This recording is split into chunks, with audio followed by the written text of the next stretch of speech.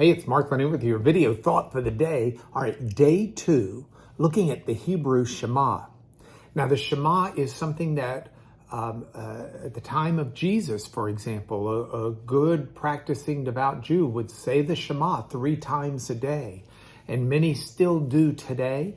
It's written on your doorsteps, your mezuzah, on your lintel. You've got this in front of your mind all the time. And it's a marvelous, marvelous expression of God's commandment that was given in Deuteronomy chapter 6, starting in verse 4.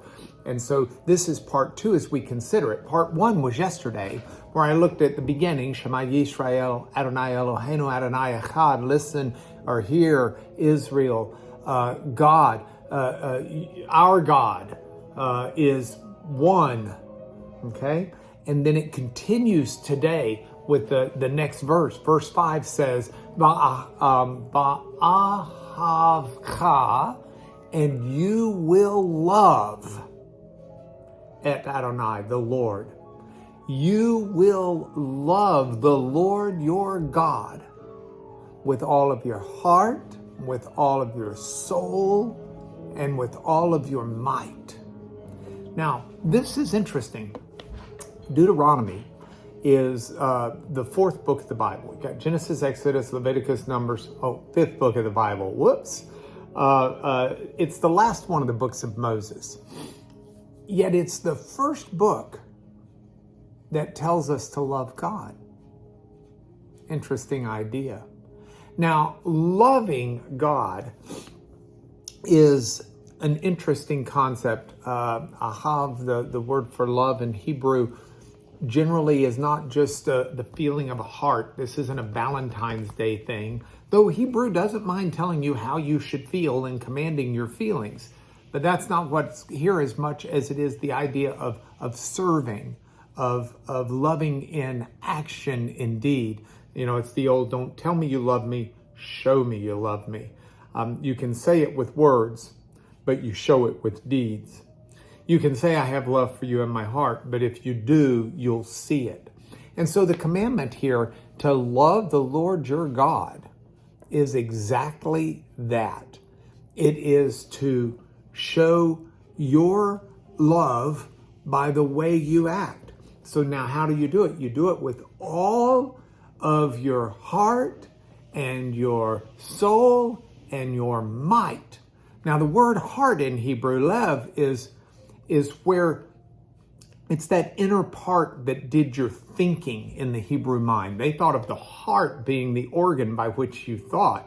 And true, if you put an arrow through someone's heart, they quit thinking. We know that to be the brain now. But when you read with all your heart, be thinking with all of your intentions and with all of your thoughts and with all of what's going on in your mind.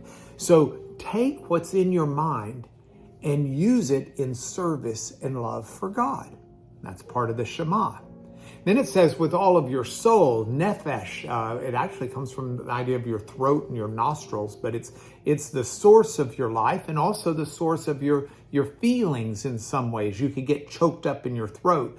The Hebrews had your source of feelings being what's translated soul. Also your source for your feelings in Hebrew was in your guts. But here we've got the word for soul. So don't just love God with your mind and what you think and applying that to his service, but also seek to cultivate your feelings for God as well. Let God be your passion. Let God be your drive for life. This is what we're to pursue. We're to love him with all of our mind, with all of our soul, and then with all of our might, ma'od in the Hebrew here.